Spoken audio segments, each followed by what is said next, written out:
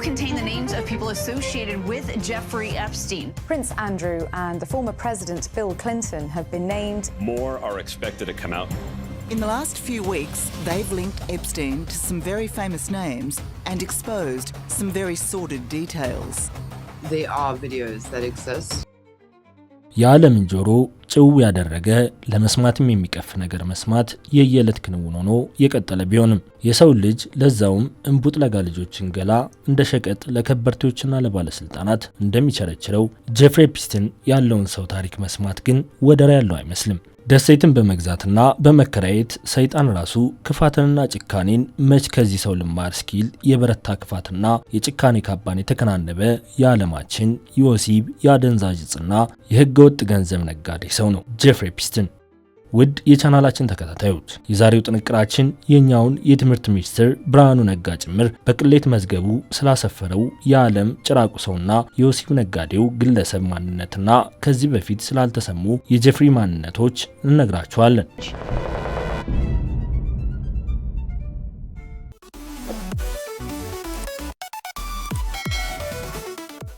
ለዓለም ክፋትን አስተምሯል ጄፍሪ ኤፕስቲን።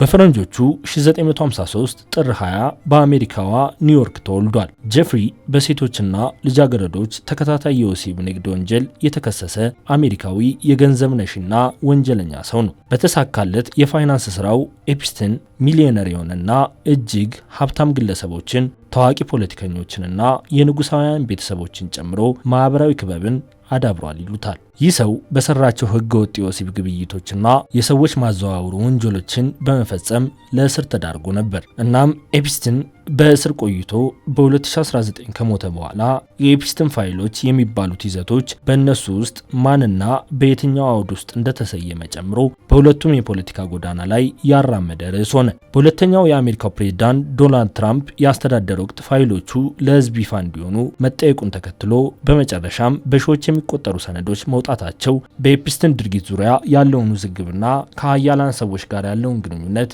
ይበልጥ አጠናክሮታል። የጄፍሪ ኤፕስቲን የዘር ሐረግና የመጀመሪያው ህይወት ምን መልክ እንደነበረው ራሳቸው በመረጃ ሲያስነብቡ የአይሁድ ስደተኞች ከሆኑ ሁለት ልጆች ከሆኑት የፓውላ ኤፕስቲንና የሴሞር ኤፕስቲን የመጀመሪያው ልጅ ናቸው። የአሁኑ ጨካኝ ሰው በወጣትነት ዘመኑ በሂሳብ የላቀ ጎበዝ ተማሪ ደግሞም የተካነ ፒያኖ ተጫዋችም የነበረው ኤፕስቲን እናቱ የቤት እመቤት የነበረችና አባቱ ለኒውዮርክ ከተማ ፓርኮች ዲፓርትመንት የግቢ ጠባቂና አትክልተኛ ሆነው ሰርተዋል። እነዚህ ቤተሰቦቹ በኮኒ ደሴት ምዕራባዊ የባህር ዳርቻ ላይ በምትገኘው የባህር በር በመባል በሚታወቀው የብሩክሊን መካከለኛ ክፍል ውስጥ ኑሯቸውን አድርገው እሱን አሳድገዋል። እናም ኤፕስቲን እዚያ በነበረበት ወቅት አንዳንድ ጸረ ሴሚቲዝም አጋጥሞት ሊሆን ይችላል ተብሎ ይታሰባል። ግን ደግሞ በብዙ ፈተና ውስጥ አልፎ ሊሆን ይችላል የሚል ግምት ቢሰጠውም የሁለተኛ ደረጃ ትምህርቱን በ1969 አጠናቆ ተመርቋል። በዚያው ዓመት ወደ ኩፐር ዩኒየን ለሳይንስና ስነ ጥበብ እድገት ተመዝግቦ እስከ 1971 ድረስ የተማረ ሲሆን በኒውዮርክ ዩኒቨርሲቲም ወደሚገኘው የኩራንት የሂሳብ ሳይንስ ተቋም ተዘዋውሮ ለ3 ዓመታት ተምሯል። ግን አልተመረቀም። ምንም እንኳን ጄፍሪ ኤፕስቲን የተመረቀበት ዲግሪ ባይኖረውም በማንሃተን ኒውዮርክ በሚገኘው ታዋቂው የዳልተን ትምህርት ቤት ፊዚክስና ሂሳብ ማስተማር ጀመረ። አብዛኛዎቹ ተማሪዎቻቸው በአገሪቱ ውስጥ ካሉ በጣም ሀብታም ቤተሰቦች ነበሩ። ኤፕስቲን በተማሪዎች የካሪዝማቲክ አስተማሪና መደበኛ የተማሪ አስተማሪ ስምምነቶችን የማይከተል ሰው ነው ተብሎ የሚገለጽ ሰው እንደሆነም ይነሳል። ማሳያ የሚደረገውም የሁለተኛ ደረጃ ትምህርት ቤት ተማሪዎች የሚጠበቡበት ድግስ ላይ የተካፈለው ብቸኛ መምህር መሆኑ ነው ሲል ኒውዮርክ ታይምስ አስነብቧል። በ1980ዎቹ መጀመሪያ የኤፕስቲን መገለጫ አንዳንድ አጋሮቹ የተሰረቀ ገንዘብ ለሀብታሞች የሚያገኝ እንደ ጉርሻ አዳኝ አድርገው ይገልጹት ነበር። በዚህ መንገድ የቀጠለው የኤፕስቲን ኢንተርፕራይዝ ትርፋማ መሆኑ ለመረጋገጡ በ1984 ኤፕስቲን ሚሊዮነር መሆን መቻሉ ነው። እናም ሰውየው የደላላነት ስራው ቀርቶ የቱጃር ሀብታሞችና ባለስልጣናቶች ደንበኛ እየሆነ መጣ። በዚህ ጊዜ ሁሉ የኤፕስቲን ማራኪነት የኒውዮርክ ክበቦችን ማስዋብ ቀጠለ።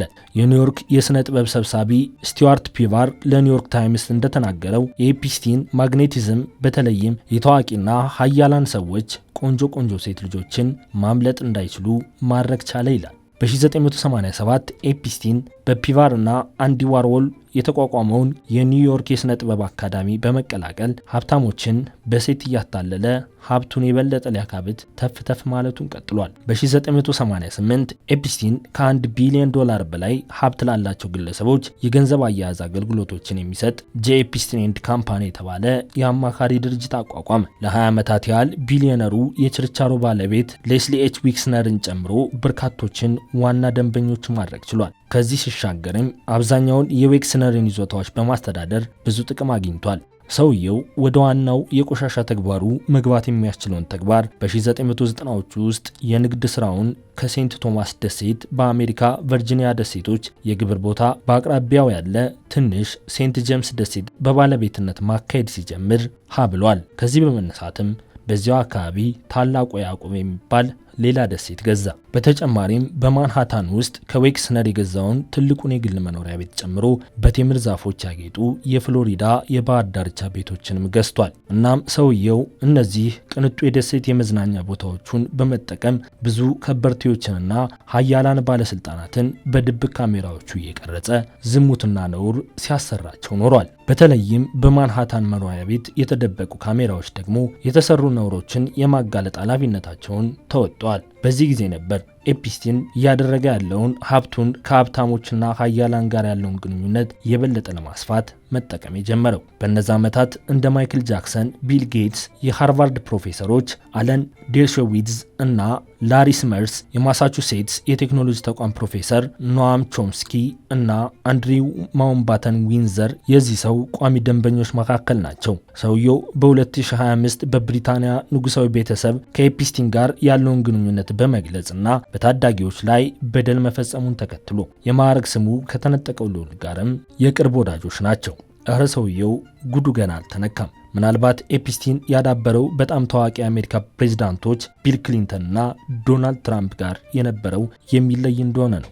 የኤፕስቲንና የትራምፕ ግንኙነት የተጀመረው ከፈረንጆቹ 1980ዎቹ መገባደጃ ጀምሮ ሲሆን አንዳቸው የሌላኛው የቅርብ ጓደኛ ብለውም ይጠሯቸዋል። ኤፕስቲንና ባልደረባው ጊስላይን ዋክስዌል በ1993 በዋይት ሃውስ በተደረገው ዝግጅት ላይ ተገኝተው ከክሊንተን ጋር ፎቶግራፍ ተነስተዋል። ይህ ብቻ አይደለም። ሁለቱም ሰዎች በ2003 ለኤፕስቲን 50ኛ የልደት በዓል ፊርማቸውን ያስቀመጡና የበረራ መዝገቦች እንደሚያሳዩት እነዚህ ባለስልጣናት በኤፕስቲን አውሮፕላን ላይ ብዙ ጊዜ ተጉዘዋል። ትራምፕና ኤፕስቲን ከጊዜያት በኋላ ብዙም ሳይቆዩ ተጣልተዋል። እናም በኤፕስቲንና በትራምፕ መካከል ያለው ውጥረት እየበረታ መጥቷል። በእርግጥ ሰዎች ትራምፕና ኤፕስቲን በ41 ሚሊዮን ዶላር በቴምር የተዋቡ የባህር ዳርቻ ንብረቶች ላይ ከተጣሉ በኋላ ግንኙነቱ መቋረጡን ይጠቁማሉ። ይህ በቴምር ጫካ የተዋቡ የኤፕስቲን መናፈሻዎች ከመዝናኛነት አልፈው የሴት የወሲብ መነገጃ ቦታዎች በመሆናቸው በ2005 ለሰውየው በጾታዊ ጥቃት መከሰስ ምክንያት ሆነዋል።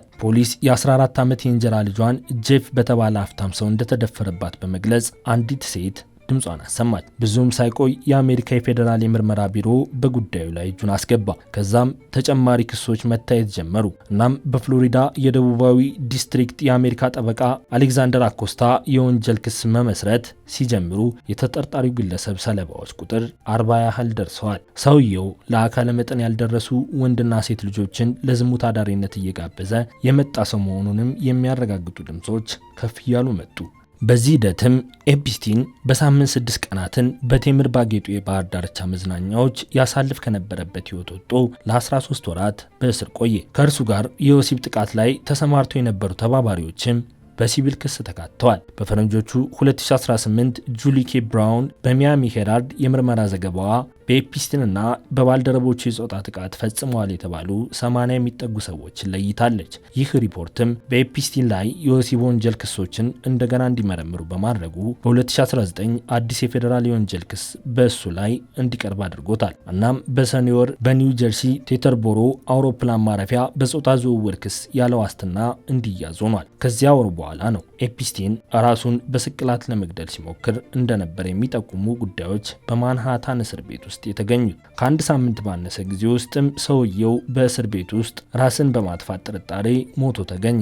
ነሐሴ 9 ኤፕስቲን ከመሞቱ አንድ ቀን በፊት አብሮት የነበረው አብሮት ሞቷል። ነገር ግን ለ3 ሰዓታት ያህል በዚህ ምሽት ኤፕስቲን የእስር ቤቱን ፕሮቶኮል በመጣስ በጠባቂዎች አልተፈተሸም። የግድያውን ሁኔታ ማወቅ እንዳይቻልም ከሴል ውጭ ያሉ ካሜራዎች ተበላሽተው ተገኝተዋል። እናም ሰውየው ነሐሴ 10 ሞቶ ከተገኘ በኋላ ፋይሎች ወይም በሱ ላይ ከተደረጉት ምርመራዎች ጋር የተያያዙ ሰነዶች ትኩረት የሚስብ ርዕስ ሆነው በ2024 ፕሬዝዳንታዊ ዘመቻ ውስጥ የንግግር ነጥብ ሆነዋል። ትራምፕ ለሁለተኛው ምርጫ አሸናፊነት እየተጓዘ ሳለ በፎክስ ኒውስ ቃለ መጠይቅ ላይ የኤፕስቲን ፋይሎችን እንደሚለቁ በግልጽ ተናግረው ነበር። እዚያ ውስጥ ባሉ አጸያፊ ነገሮች የሰዎች ሕይወት እንዲረበሽ እንደማይፈልግ እገምታለሁ ሲሉም ፋይሉን ሰዎቹ ለማየት እንዲጓጓ አድርገዋል። በትራምፕ ሁለተኛ የስልጣን ዘመን በኤፍቢአይ ምክትል ዳይሬክተር ሆኖ ያገለገለው ዳን ቦንጊዶ በመስከረም 2024 የኤፕስቲን ፋይሎች በዚች ሀገር ውስጥ ስላለ ትልቅ ችግር ይናገራል ብለዋል። ሆኖም ትራምፕ አንድ የስልጣን ከያዙ በኋላ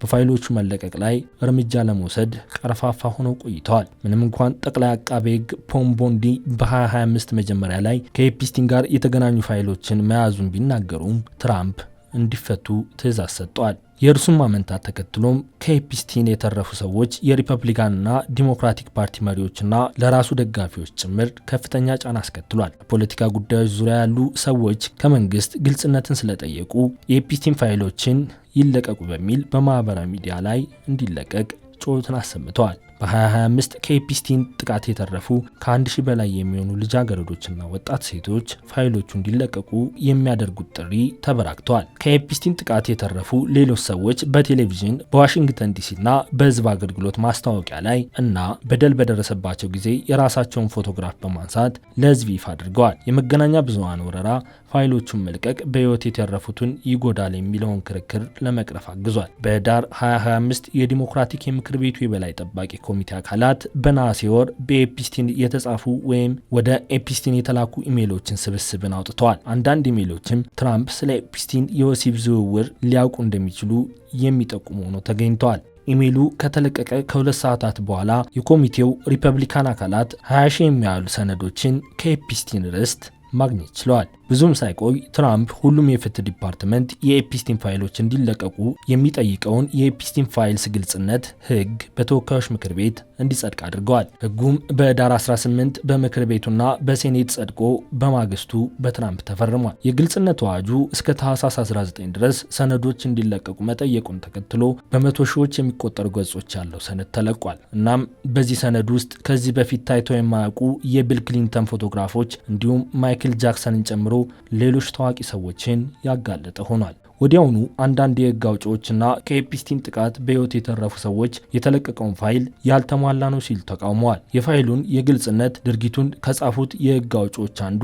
የተለቀቁት መረጃዎች የህጉን መንፈስም ሆነ የህጉን ደብዳቤዎች ሙሉ በሙሉ ማክበር ያልቻሉ ናቸው ብለዋቸዋል። ግን ደግሞ ምክትል ጠቅላይ አቃቤ ህግ ቶድ ብላንች የፍትህ ዲፓርትመንት የፋይሎቹን ግምገማ አለማጠናቀቁን አምነው ግምገማው ብዙ ሳምንታት እንደሚወስድ አስቀምጠው ነበር። ይህን ተከትሎም በፈረንጆቹ ታህሳስ 23 2025 የፍትህ ዲፓርትመንት በማክስዌልና በወቅቱ በፕሪንስ አንድሪው መካከል የተደረገውን የደብዳቤ ልውውጥ ጨምሮ ሌሎች 30 ሺህ ገጽ ሰነዶችን አውጥቷል። በተጨማሪም በ2020 በኒውዮርክ ከሚገኝ አቃቤ ህግ ለማይታወቅ ተቀባይ የላከው ኢሜል በቅርብ ጊዜ የተገኙ የበረራ መዛግብት ዶናልድ ትራምፕ በኤፕስቲን የግል አውሮፕላን እንደተጓዙ ከዚህ ቀደም እንደተዘገበው መሆኑን ያሳያል ብሏል። እንዲህ ጉድን እንደ ጅራት እያስከተለው የመጣው የኤፕስቲን የቅሌትና ነውር ፋይሎች በፈረንጆቹ ጥር 30 2026 ወደ 3 ሚሊዮን ገጾች ያሉት ፋይል 2000 ቪዲዮዎችና ወደ 180 ሺህ የሚጠጉ ምስሎችን ጨምሮ ትልቁ መረጃ ተለቋል። ከኤፕስቲን የተረፉ ሰዎች በመጨረሻ የተለቀቀውን ፋይል ሲመለከቱ ንዴታቸውን መቆጣጠር እስኪያቅጣቸው ተበሳጭተዋል። እንዲያውም የ18 ሴቶች ቡድን ባወጣው መግለጫ በድጋሚ በህይወት የተረፉ ሰዎች ስማቸውና መረጃው እየተጋለጠ ሲሆን እኛን የበደሉ ወንዶች ግን ተደብቀውና ተጠብቀው ይገኛሉ ብሏል። በተለቀቁት ሰዎች ውስጥ በንግዱ በፖለቲካና በማህበረሰብ ውስጥ ታዋቂ የሆኑ ስሞችን በድጋሚ አካቷል። ከሀያሉ አሜሪካ እስከ አውሮፓ፣ ከኤዥያ እስከ ላቲን፣ ከአፍሪካና ሀብታም ያለበት ቦታ ሁሉ በመዝገቡ ሰፍሯል። ከኦባማ እስከ ቢል ጌትስ፣ ከትራምፕ እስከ ጉግል መስራቹ ቢሊዮነር፣ ከታዋቂ ግለሰቦች እስከ ለጋ ሴቶች ስም ዝርዝር በሰፈረበት የኤፕስቲን የኢሜል መዝገብ ውስጥ የኢትዮጵያዊ ባለስልጣንና ከበርቴው ሰው የፕሮፌሰር ብርሃኑ ነጋም ስም ሰፍሯል። ይህ ከላይ ሲታይ በአንድ ግለሰብ ስም የተያዘ የቅሌትና ዝሙት መዝገብ የሚመስለው ድርጊት ከኋላው የከፋና የማይጨበጥ ኃይል ያለበት ተግባር ሆኖ ታይቷል። ምክንያቱም ከኤፕስቲን ቅሌት የመዝገብ ጀርባ የነበሩት እውነቶችና እንዲወገድ የተደረገበት መንገድ ሰዎች ከላይ ከሚያውቋቸው ስሞች በላይ የከፋ መሆኑን የሚያሳዩ ምልክቶች ናቸው። ብዙዎች የኤፕስቲን ሞት ከቢሊዮነሮችና በህዝብ ታዋቂ የሆኑ ሰዎች ጋር ካለው ግንኙነት ጋር የተያያዘ እንደሆነና ኤፕስቲን ወጣት ሴቶችንና ልጃገረዶችን ያዘዋወረባቸው የወንዶች ሚስጥራዊ የደንበኛ ዝርዝር እንደያዘ ያምኑ ነበር። ያም ሆኖ የግድያ ውንጀላውን በሚመለከት ግን ምንም አይነት ተአማኒነት ያለው ማስረጃ ለማቅረብ የደፈረ አልተገኘም። ቀደም ብለን በመግቢያችን እንዳነሳነው የኤፕስቲን የዘር ሐረግ ከጁሽ ይመዘዛል። በመሆኑም ምናልባት በኤፕስቲንና በሞሳድ መካከል ስላላቸው ግንኙነት በፍርድ ቤት የተረጋገጡ እውነታዎችና በስፋት የሚታመኑ የሴራ ትንታኔዎች መመልከት ግን አይከፋም። በአሁን ሰዓት ኤፕስቲን ፋይልስ ተብለው የሚጠሩት ሰነዶች የመጡት በጠለፋ ሳይሆን በአሜሪካ የፍትህ ስርዓት በኩል ነው። ቨርጂኒያ ጁፍሪ የተባለች ተበዳይ በኤፕስቲን ረዳት በነበረችበት ጊስሌን ማክስዌል ላይ በከፈተችው የፍትህ ብሔር ክስ ሂደት ውስጥ ፍርድ ቤቱ በሚስጥር ተይዘው የነበሩ በሺዎች የሚቆጠሩ ገጾችን ይፋ እንዲሆኑ ወስኗል። ታዲያ ኤፕስቲን ከሞሳድ ጋር ለማገናኘት መሞከርን ምን አመጣው ብለን ብንጠይቅ ሞሳድ ፋይሎቹን ጠልፎ ወሰዳቸው ሳይሆን ኤፕስቲን ራሱ ለሞሳድ ይሰራ ነበር የሚል ሰፊ እምነት እንዲኖር አድርጓልና ነው። ለዚህም እንደ ምክንያት ሊነሳ የሚችለው ነጥብ የኤፕስቲን የቅርብ ረዳት የነበረችው ጊስሌን አባት ሮበርት ማክስዌል የእስራኤል የደህንነት መረጃ ሰራተኛ ሞሳድ ኤጀንት እንደነበሩ በሰፊው ይታወቃል። እናም ኤፕስቲን ታዋቂ ፖለቲከኞችንና ባለሀብቶችን ወደ ደሴቱ እየጋበዘ ህጻናትን የሚያቀርብላቸው በቪዲዮ ቀርጾ በኋላ ላይ ጥቁር መዝገብ ብላክሜል በማድረግ ለስለላ ድርጅቶች መረጃ እንዲሰጡ ለማስገደድ ነው ተብሎ ይታመናል። እንዲሁም አንዳንዶች የቀድሞ የእስራኤል የስለላ መኮንኖች ኤፕስቲን ለደህንነት መረጃ ተብሎ የተቀመጠ ንብረት አሴት እንደነበር በተለያዩ ቃለ መጠይቆች መልስ ሰጥተዋል። በእርግጥ ትክክለኛና አሁን ላይ ይፋ የሆኑ ያሉ ፋይሎች በአሜሪካ ኤፍቢአይ እና በፍርድ ቤቶች እጅ የሚገኙ ናቸው። እውነታው ግን በኤፕስቲን መኖሪያ ቤቶች ውስጥ ነበሩ የተባሉ ድብቅ ካሜራዎች የቀረጿቸው ወሲባዊ ምስሎች የት እንደደረሱ እስካሁን አይታወቅም። ብዙዎች እነዚህ ወሳኝ ቪዲዮዎች አሁንም በስለላ ድርጅቶች እንደ ሞሳድ ወይም ሲአይኤ ባሉት ስር ሳይሆን አይቀሩም ብለው ይጠራጠራሉ። እናም ሰነዶቹ አሁን የወጡት በሕግ ሂደት እንጂ በጠለፋ አይደለም ተብሏል። እናም ኤፕስቲን መረጃዎቹን ሲያሰባስብ የነበረው ለሞሳድ ጥቁር መዝገብ ብላክሜል ለማዘጋጀት ነበር የሚለው ብዙዎቹን አስገርሟል። የሚገርመው ግን ዓለማችን በስለላ ድርጅቶች ሞሳድ ሴራ ውስጥ በተጠለፉ በህፃናት ላይ ወሲባዊ ጥቃት በሚፈጽሙና ስማቸው በቆሸሸ ፖለቲከኞች እየተመራች እንደሆነ በግልጽ የዓለም ህዝብ እያየ ነው።